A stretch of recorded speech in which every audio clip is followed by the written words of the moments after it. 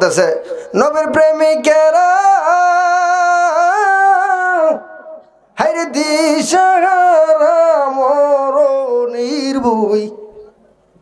তাল উঠেনি, খুব মজার তাল, এই তাল পাওয়া যেত না। মরণের বই করে না প্রেম তো মরণ। আর এরা কই কি কই না, আমার ড্রাইভারও গেলাম কি হেরা কি থাকো হুজুর হেরার গজল, এটা গজল, গজল আছে না, গজল আছে না। মাওলার ইশকে জ্বলে আগুন, এটা গজল না। মাওলার ইশকে জ্বলে আগুন, নিবাইলে যে নিবে না পুরে পুরে, সাই হইল এই যে পাগলের সিনা। কলবের মধ্যে ধাক্কা লাগেনি, আর হিডা কইলে নাইসের একটা বাপ ওঠে, ঠিক না?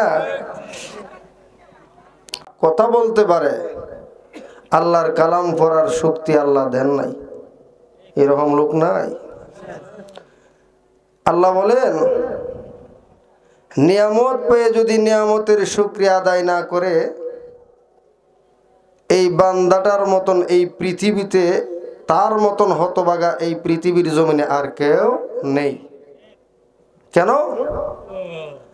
আল্লাহ বলেন আমি নিয়ামত দিছি, আমার এই বান্দাটা নিয়ামত ভক্ষণ করবে, এবার হালাল হোক আর হারাম হোক আমার বান্দা ভক্ষণ করবে। আমি আল্লাহ নিয়ামত দান করছি, এর মধ্যে সর্বপ্রথম নিয়ামত হলো আল্লাহ আমাদেরকে দুইটা চক্ষু দান করছেন, ঠিক না বেঠি? আরো জোরে কম। আল্লাহ নিজেই কোরআনে কারিমের মধ্যে বলেন لئن شكرتم لأزيدنكم ولئن كفرتم إن عذابي لشديد।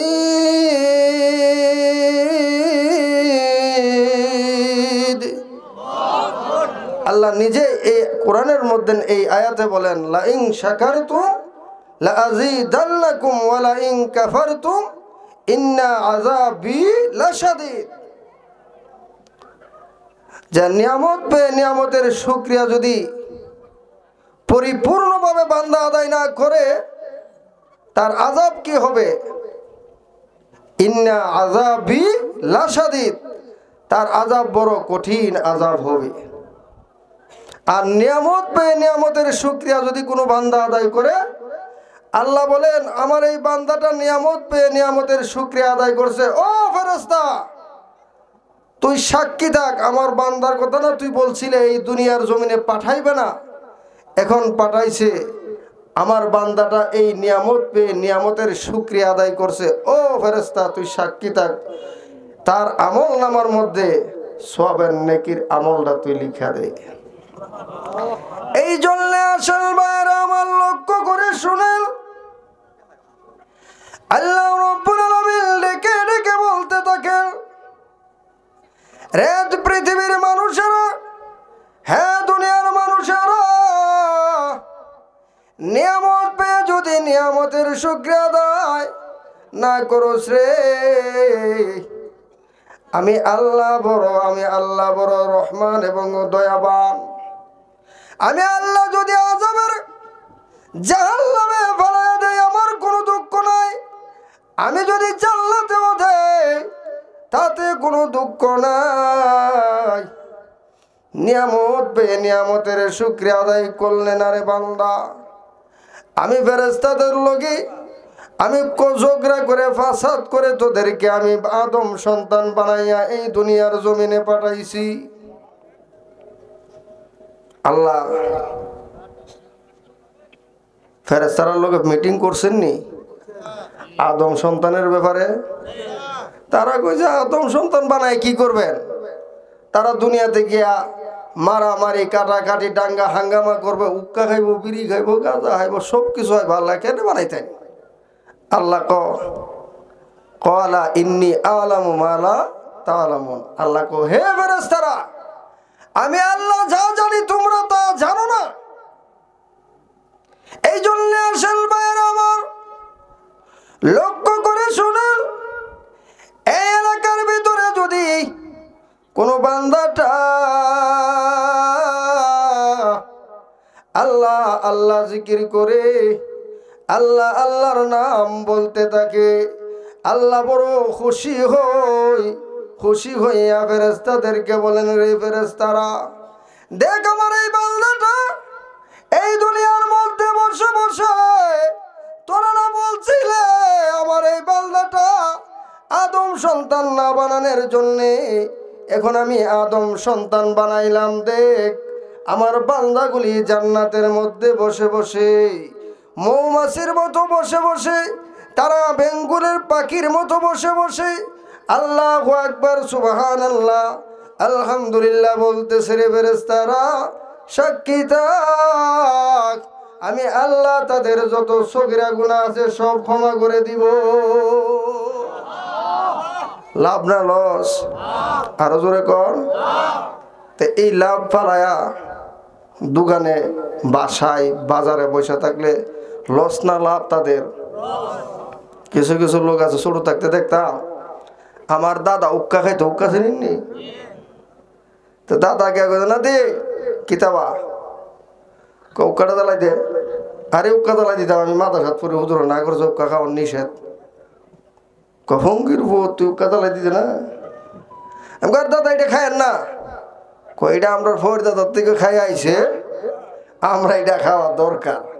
উক্কা জ্বালাই দিছি দিয়া, তামুক তামুক চিনেন নেই, তামুকের নিচে গুড়া মরিচ দিয়া দিছি। দাদা কিরি তোর দাদি উক্কা জ্বালাই দিলে খুব মজা করে খায়, আর তুই উক্কা জ্বালাই দিছ, এটা না ঝাল ঝাল লাগে, ব্যাপার কি? ব্যাপারটা কি? আমি কই দাদা হুজুররা কইছে উক্কা খাওয়ার নিষেধ, আমি যে ধরাই দিছি, আমি কোরআন হাদিস পড়েছি, এই জন্যে আমি ধরাই দিছি, এটা আল্লাহর কুদরতি ভাবে জাল লাগছে, এটা ছেড়ে দাও।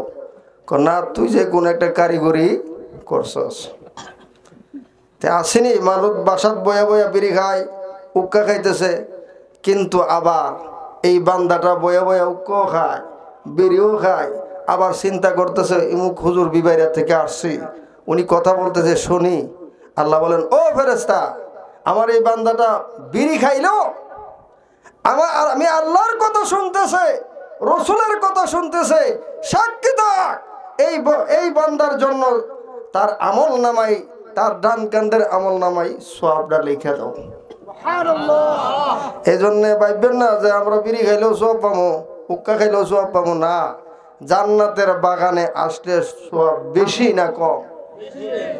এই জন্য আসেন ভাইয়েরা আমার, লক্ষ্য করে শুনেন, আল্লাহর নবী বিশ্ব নবী রাহমাতুল লিল আলামিন ডেকে ডেকে বলেন, রে উম্মতে মুহাম্মাদিরা, আমি আল্লাহ রব্বুল আলামিন, আমি বিশ্ব নবী রাহমাতুল লিল আলামিন, আখিরি নবী বিশ্ব নবী রাহমাতুল লিল আলামিন, আমার নাম হলো রাহমাতুল লিল আলামিন, আমি শেষ নবী, আমি আখিরি নবী।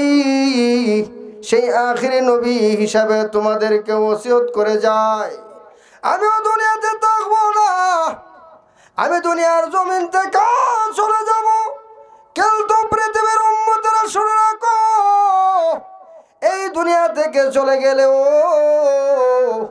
কিন্তু একটা জিনিস থাকবে, তার নাম হলো কোরআন। কি? এই কোরআন এবং আমার নবীর হাদিস দেখে দেখে মেনে মেনে তোমরা চলবা। আর যদি এইগুলি দেখে দেখে আর মাইনা মাইনা না চলো, আমার আযাব বড় কঠিন আযাব, এই আযাব থেকে কেউ রেহাই পাবে না। আল্লাহর নবী বিশ্ব নবী রাহমাতুল লিল আলামিন ডাক দিয়া বলেন, রে আমার উম্মতেরা শুনে রাখো, এক নাম্বার হলো তোমাদেরকে আমার আল্লাহ চক্ষু দিলেন। এই চক্ষু দিয়া কি করলা? এই চক্ষু দিয়া তুমি কোন কাজে ব্যয় করলা? হাসরের মাঝে ময়দানে মাশরে আল্লাহ যখন ধরবে বান্দারে, এই চক্ষু দিয়া কি করছি রে এখন বল, উপায় আছে? এই হাত দিয়ে তুমি কি করছো? আল্লাহ যখন তোমার হাসরের মাঠে তোমাকে প্রশ্ন করবে, তুমি জবাব দিতে পারবে না। আল্লাহর নবী, বিশ্ব নবী রাহমাতুল্লিল আলামিন ডাক দিয়া বলেন, এই হাতের জবান খুইলা দিবে, এই চোখের জবান খুইলা দিবে, এবার জবান খুইলা দিবে। পা ডাক দিয়া বলবেন, ও রব্বুল আলামিন, এই বান্দাটা তোমার, এই বান্দা আমি পা সামনের দিকে বাড়াই না, সে আমারে জোর কইরা বাড়াইছে। আমি যাইতে চাই মসজিদের দিকে, যাইতে চাই জান্নাতের বাগানের দিকে, সে আমারে নেই না, সে আমারে নাফরমানি কাজে নিয়েছে। আল্লাহ, এখন আমি আপনার দরবারে মামলা দায়ের করলাম, এখন আপনি যা মনে চায় তাই করেন। হ্যাঁ, যদি আপনার লোকের তাই কে, এখন আমি 8টা বিষয় দিয়েছিলেন। কয়টা বিষয়? এই 8টা বিষয় যদি মনে রাখেন, সামনের ওয়াজ সহজ হয়ে যাবে। এর একটা অল্প সময় আমি একটু শানে নজুল বলবো। আল্লাহ রাব্বুল আলামিন যখন মূসা আলাইহিস সালাতু ওয়াস সালামকে পাঠাইলেন, পাঠানোর পরে বনি ইসরাইল মূসারে মানে না, মানছিনি? বনি ইসরাইল মূসা আলাইহিস সালাতু ওয়াস সালামকে মানে নাই। যদি কই এদিকে যা, হেরা যায় সেই দিকে, যদি কই সেই দক্ষিণ দিকে যা, হেরা যায় উত্তর দিকে, মানছে না। তখন মূসা আলাইহিস সালাতু ওয়াস সালাম ওই পাহাড়ে, তোর পাহাড়ে গিয়া বললেন, আল্লাহ এমন এক উম্মত দিছেন, এরা আমার কথা শুনবো দূরের কথা, এরা আমার উল্টা কাজ করে, কিতা করতাম? আল্লাহ কো যাও, 2টা পরীক্ষা দিলাম। একটা হলো ব্যাঙ্গের আযাব। কি আযাব? শানে নজুল লম্বা, সংক্ষিপ্ত করে লিছি। একটা হলো কি? ব্যাঙ্গের আযাব। আর একটা হলো দুনিয়ার মশা শ্রেণীর মশার আযাব। এই 2টা আযাব দিছিলেন বনি ইসরাইলকে। কারে দিছেন? বনি ইসরাইলকে। তখন আল্লাহ রাব্বুল আলামিন ব্যাংকে অর্ডার দিলেন, ও ব্যাংক, আল্লাহ ব্যাংকের কথা শুনেনি? আরে জোরে কন্যা, মাগনা হুজুর দিকে আওয়াজ নাই, টিয়ার হুজুর আওয়াজ বেশি, ঠিক না? শুনেনি ব্যাংকের কথা? আল্লাহ ব্যাংকে অর্ডার দিছেন, ও ব্যাংক, বনি ইসরাইল নবীর দুশ্মন, পয়গম্বরের দুশ্মন, এই দুশ্মনরা যে হানবো মিটিং করবো, হিয়ানে গিয়া মুইতা দিবে। কি করব? ব্যাংকে কাম সারেনি? আর জোরে কয়েন সারেনি? ব্যাংকে যেখানে গিয়া তারা মিটিং মিছিল করে, সেখানে গিয়া তারা ব্যাংক গিয়া কাম সেরা দেয়। হাওন লয়া বসে, প্লেট লয়া, গরুর গোস্ত নিয়া, মুরগা ফুলাও, কুরমা ফুলাও, সব কিছু নিয়ে বসছে। বসে খালি বিসমিল্লাহকে তারা তার বিসমিল্লাহ বলে, তারা খালি নলা দিবে, হরে রাম কয়া সেরা। এইভাবে যখন ধরে নলা দিতেছে, এমন সময় ব্যাংকে গিয়া ফাল দিয়া ফিল্ডের মাঝখানে বয়ে কাম সেরা লিছে। খাইতে পাইছি নি? খাইতে পারছে নি? রিজিকটা কার? আরো জোরে কোন কার? রিজিকটা আল্লাহ। কিন্তু আল্লাহ ইহুদ মুসলমানকে খাওয়ায়, হিন্দু বৌদ্ধ সবাইকে ওই খাওয়ায়, কিন্তু আল্লাহর নাফরমানি করলে আল্লাহ দুনিয়াতেই বিচার করিয়া কবরের জগতে নেই। ব্যাঙ্গে জায়গা জায়গায় গিয়ে সেরা জন ডিস্টার্ব করে, কিরে এরা বলা বলি করে, কিরে মুসার আল্লাহ মনে হয় এই দরবারটা শুরু করছে, মুসার গিয়ে একটু জিজ্ঞানোর দরকার না? মুসা আলাইহিস সালাম বলছে, এটা আমি কইতারি না, এটা আল্লাহ জানে, তোরা আমার কথা শুনোস না, তে আমি কিতা কইতা? বাস্তব কথা শুনে না, তে যে বেড়ার কথা এই বেড়া কিতা কইব? পয়গম্বর কিছু বলে নাই, মুসা আর কিছু বলে নাই। তখন এইরকম বনে ইসরায়েলরা কোথাও জায়গা না পাইয়া তারা কি করলেন? কথা তারা আর বললেন লাভ নেই, সে তো আমরার কথা শুনে না, আর আমরাও তো তার কথা মানি না। এই 1 নাম্বার আযাব ব্যাঙের আযাব, 2 নাম্বার আযাব ছিলেন মশা। আচ্ছা, যারা মুরব্বী আছেন, আগের মশা আর এখন মশা বেশ কম আসেনি কোনছেন? আগের মশা কামড় দিলে ফুলছে না, এখনের মশা কামড় দিলে ফুলেনি। এটা আমরার আমলের দুর্বলতার কারণে এইটা হয়। তে মুসা আলাইহিস সালামের উম্মত যারা বনি ইসরাইল ছিলেন, তাদেরকে আল্লাহ মশার আযাব দিছিলেন। কি মশার আযাব? বয়া ভাত খাইতেছে, এমন এক জায়গার মধ্যে কামড় দিছে, এমনো ফানা হেমনো ফানা, বুঝেননি? এমন এক জায়গাত কামড় দিছে। এরা জিজ্ঞেস করলো এর খাদেমকে, এক বেড়া মশা কামড় দিছে, দেখ মশা দিছে এমন দাঁড়ার মাঝখানে, হ্যাঁ চুলকায় অন্য জায়গায়, কাজ হইব? লাস্টে দা ফাঁকার মধ্যে গসায়া ফিট শেষ। এই আযাবটা কার কার পক্ষ থেকে আসছে? এই জন্য আসল ভাইয়েরা আমার, মুসা আলাইহিস সালাম তার উম্মতরা তাকে মানে নাই, না মানার কারণে আল্লাহ রব্বুল আলামিন 2টা আযাব দিয়েছিলেন। কয়টা বলেন? 1 নাম্বার হলো ব্যাঙের আযাব, 2 নাম্বার হলো মশা, দুনিয়ার মশার আযাব দিয়া পরীক্ষা দিয়েছিলেন। হ্যাঁ দুনিয়ার মানুষেরা, নাম্বার হলো মশার আযাব।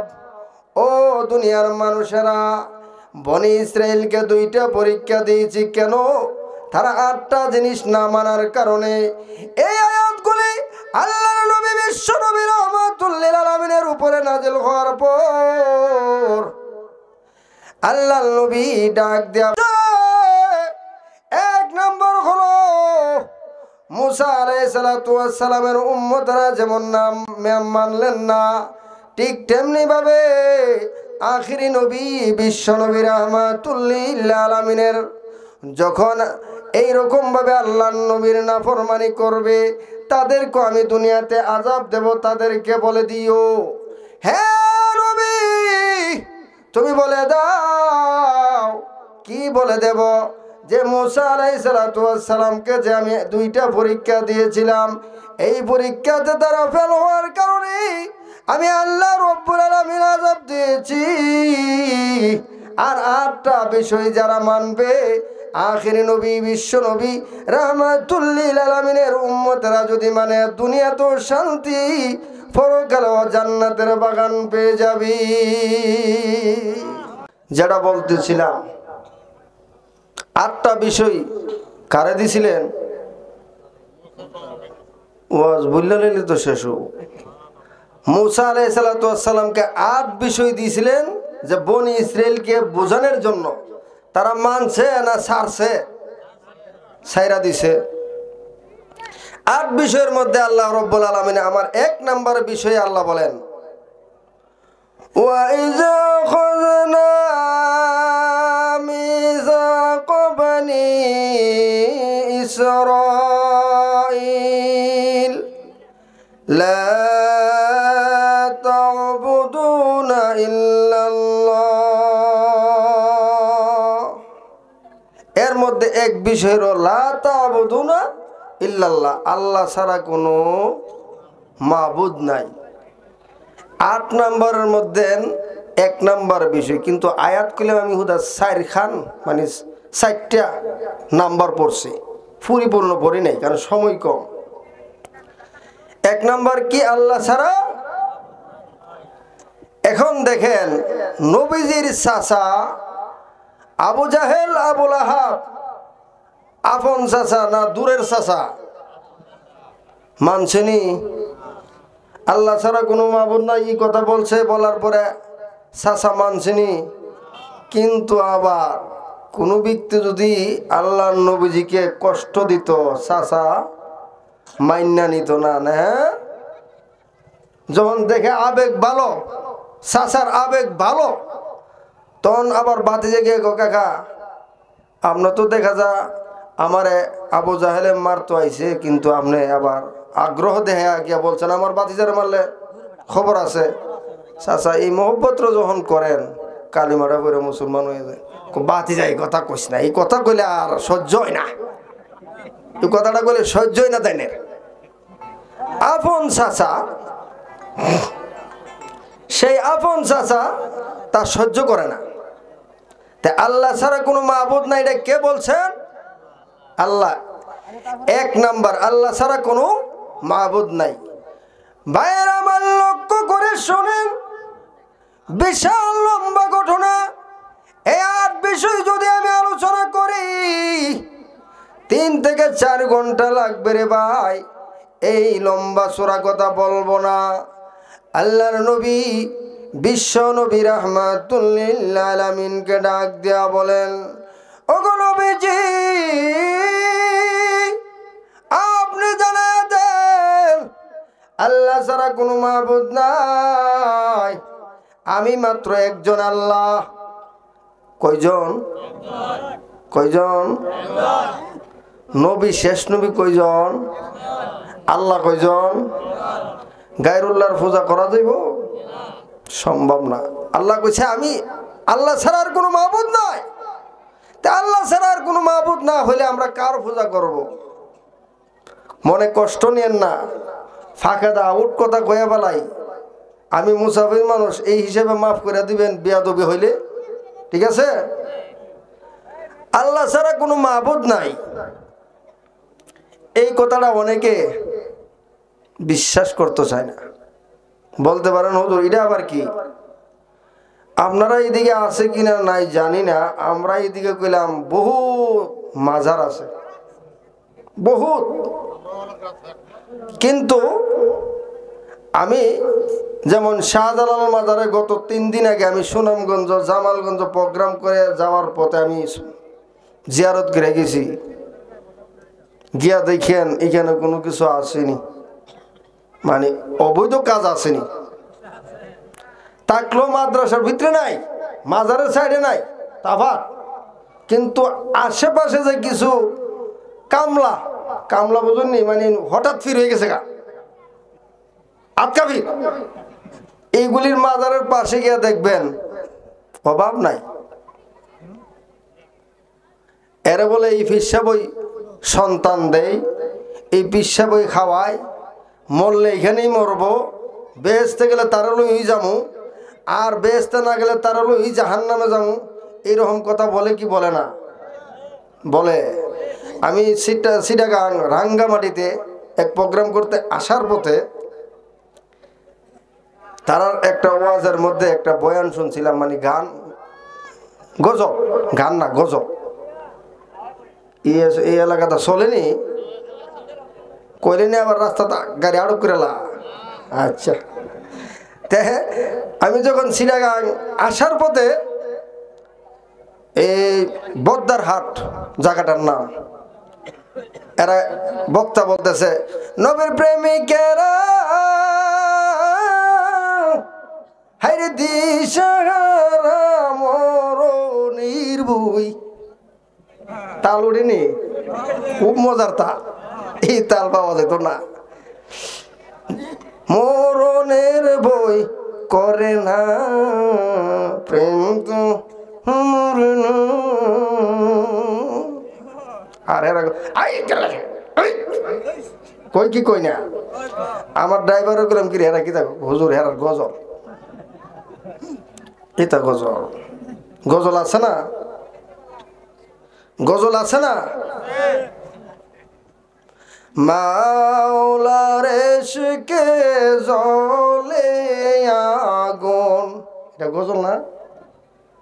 মাওলার ইশকে জ্বলে আগুন, নিবাইলে যে নিবে না পুরে পুরে, সাই হইল এই যে পাগলের সিনা।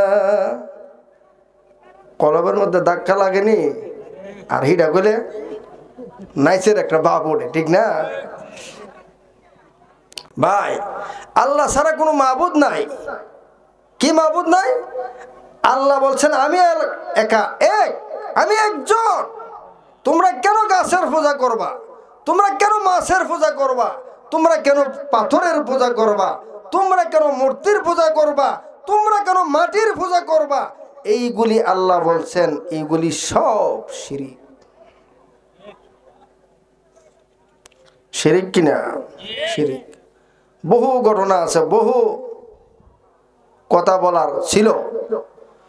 যাই হোক, এক নম্বর হইল লা তা'বুদুনা ইল্লাল্লাহ, আল্লাহ ছাড়া আর কোনো মাবুদ নাই। তাহলে আল্লাহ একজন না দুইজন? একজন। আমাদের নবী কয়জন? আখেরি নবী, শেষ নবী কয়জন? একজন। আল্লাহও একজন, আখেরি নবী, শেষ নবীও একজন। তা আমরা গায়রুল্লাহর পূজা কিভাবে করতাম? ও মানুষ, আমার বুঝে আসে না। আল্লাহ নিজেই বলেন যে আমার বুঝে আসে না, আমার বান্দা যে গায়রুল্লাহর পূজা করে আমার বুঝেই আসে না। এক। দুই নম্বর হলো ওয়াবিল ওয়ালিদাইনি ইহসানা। দুই নম্বর হলো মা বাবার খেদমত। আমরা করিনি মা বাবার খেদমত? আল্লাহ তৌফিক দান করুন, সকলে বলেন আমিন। দুই নম্বর হলো মা বাবার খেদমত। হে ভাইয়ের আমার, লক্ষ্য করে শুনেন, আল্লাহর নবী বিশ্ব নবীর এক সাহাবী নবীজির কাছে গিয়ে ডেকে ডেকে বলেন, ইয়া রাসূলুল্লাহ, ইয়া হাবিবাল্লাহ, ওগো নবীজি, আপনার কাছে এসেছি একটা কথা বলার জন্য। কি কথা বলো? না রোগী, না না ইয়া রাসূলুল্লাহ, এখানে মানুষের সামনে বলতে পারবো না, কারণ হলো আমি আপনার কামরাতে বসে বলবো। কল্যাণ নবী ডাক দিয়ে বলেন, রে সাহাবী, বলো, কোনো সমস্যা নাই, বলতে পারো। ওই সাহাবী আল্লাহর নবীকে ডাক দিয়ে বলেন, ওগো নবীজি, মা বাবার খেদমত করলে কি লাভ হবে? আল্লাহর নবী বলেন, রিদাল্লাহু রিদাল ওয়ালিদাইন, মা বাবা তোমার আল্লাহ যদি খুশি হয়ে যায়, আল্লাহর নবী যদি খুশি হয়ে যায়, আল্লাহ রব্বুল আলামিন খুশি হইয়া তোমাকে জান্নাতের ব্যবস্থা করে দিবে। আল্লাহর রাসূল কয়, যদি আমি খুশি হই তখন আল্লাহ খুশি। আল্লাহ খুশি হইলে কিতা পাইবেন তো বুঝেন, ওই জান্নাত পাইবেন। সাহাবীর এই কথা বইলা দিছে, সাহাবী বুঝা পালাইছে। এই জন্যে আমাদের যুবকরা, ও ভাই, তোমাদের পায়ে ধরি, তোমরা শোনো, যারা বয়স্ক হয়ে গেছে গা, তারা তোমাদের বাবা, তোমাদের পিতা, যাদের মা নাই, যাদের বাবা নাই, তারা এখন চিন্তা করে দেখবা, আমার মা যদি থাকতো আজকে, আমার মার সাথে পরামর্শ করতাম, মার সাথে কথা বলতাম, বাবার সাথে পরামর্শ করতাম, বাবার সাথে কথা বলতাম। কিন্তু না, আল্লাহর নবীজি বলছেন মা বাবার সাথে সুন্দর সুন্দর কথা বলবা, মিঠা মিঠা। মিঠা মিঠা বলতে বুঝেননি মিষ্টি না হয় না, মিঠা মিঠা কথা বুঝছেন, যে মধুর মধুর কথা, এমন কথা বলবেন। মা অসুস্থ, রুগী, এমন এক কথা বলছো, মা হাসি মারছে, মা অন্তর জোড়াইয়া গেছে। এই কথা বলবা যেই কথার দ্বারা মাও খুশি, বাবাও খুশি। আর এমন কথা বললো না যেই কথার কারণে মাও অরাজি, বাবাও অরাজি। এইরকম অরাজি হলে ছেলের কি হবে? আল্লাহর রাসূল বলেছেন। এক ঘটনা আমি পড়ছিলাম, এই ঘটনার মধ্যে একটা যুবক, এই যুবকটা মা বাবার খেদমত না কইরা সুন্দর বউ পাইছে ভাইয়া। সে চিন্তা করলো, আমার মা বৃদ্ধ হয়ে গেছে, বাবাও বৃদ্ধ হয়ে গেছে, আর তারার খেদমত কিতা করতাম, সুন্দর বউ পাইছি, বউটা রয়ে গেছে ঢাকা শহর বাসা ভাড়া করে। ওই দিকে তা মনে করেন যে মা অসুস্থ হইয়া, বাবা অসুস্থ হইয়া, জায়গা জমি যা আছে বিক্রি করে এখন মা তাহে আরেক বেড়ার বাড়ি বাদাম্মা, মানে জায়গা নাই ওইখানে তাইকা। যেমন আমি মনে করি যে আমি জায়গা দিলাম, আমার বাসার তাইকা তাইকা সে এই এলাকাত ভিক্ষা করে। কি করে? ভিক্ষা করে। আর মাঝে মধ্যে ওই মাটা সন্তানের জন্য দোয়া করে, হে প্রভু, আমার স্বামী চলে গেছে, তাতে কোনো আপত্তি নাই, আমার সন্তানরা আমার কোলে এনে দাও। আমার সন্তানরা আমি যখন দুনিয়া থেকে বিদায় হয়ে যাব, আমারে মসজিদের হাড়িতে যখন নিয়ে যাবে, আমার সন্তানরা আমার কাঁধে করে করে নিয়ে যাবে। প্রভু গো, আমার সন্তানরা যেখানেই থাকুক না কেন, কিন্তু আমার সন্তান আমাকে খাওয়াই না, ভাত দেয় না, খাবার দেয় না, তাতে কোনো আপত্তি নাই। ও প্রভু, আমার সন্তানটারে আমার কোলের মধ্যে এনে দাও।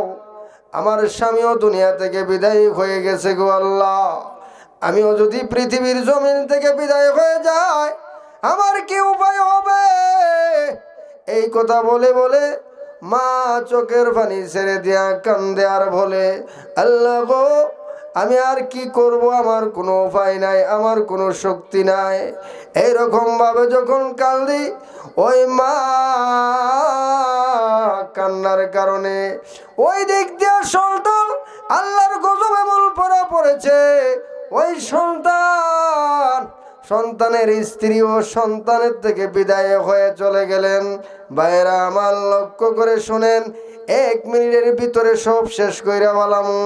এরপরে সন্তানের স্ত্রী আরেকজনের মহব্বত ভালোবাসা পাইছি, পাওয়ার পরে যখন ওই সন্তানের স্ত্রী আরেকজনের সঙ্গে চলে গেছে, এমনি ডাক দেয়া বলেন, প্রভু গো, মা হারাইলাম, বাবা হারাইলাম, আব্বা হারাইলাম, সব কিছু হারাইলাম, আত্মীয় স্বজনও হারাইলাম। এখন প্রভু, আমার মার বাড়িটাও আমি চিনলাম না, বাবার বাড়ি কোন জায়গায় এটাও চিনি না, মা আছে না নাই এটাও বলতে পারে না। ভাইয়েরা আমার, এতটুকুই থাকুক, বন্ধও জোড়াইয়া পড়ছে। বড় ভাই তো না, ঘটনা শেষ করেন। আচ্ছা, ভাইয়ের থেকে এজাজত নিলাম যে শেষ করে লাই, 5 মিনিট লাগবো বুঝলি। এই জন্যে আল্লাহর বান্দা যখন মার কাছে, আল্লাহর কাছে দোয়া করেন, ও আল্লাহ, কি করব, আমার তো এখন স্ত্রীও নাই। এর উদ্দেশ্য কি? মাকে কষ্ট দিলেন, বাবাকে কষ্ট দিয়েছেন, ওই দিক দিয়া স্ত্রীও স্বামী থেকে বিদায় হয়ে চলে গেলেন। আর ওই ছেলেটার, লম্বা চূড়া করেন, ওই ছেলেটার এমন এক রোগ হয়েছে, যেই রোগের কারণে মানুষ তার সামনে গিয়ে দাঁড়াইতে পারে না। লাশ পর্যায়ে সে চিন্তা করলো মার কাছে যাই, মা তো ফসা রসা, কোনো কিছু হইল কোনো সমস্যা নাই, মার জন্য সন্তান ফুলের টুকরা।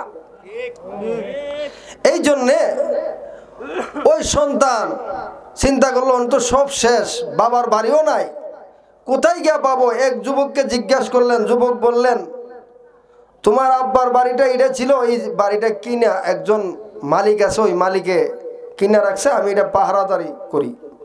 কয়, আমি জানতাম যে এই বাড়িটার একটা ছেলে ছিল, মাটারে বৃদ্ধ, বাবাও বৃদ্ধ, ওই বৃদ্ধ অবস্থায় মা বাবাকে ফারাইয়া স্ত্রীর প্রেমে ভালোবাসায় পইরা সে মা বাবাকে ছেড়ে দিয়া চলে গেছে।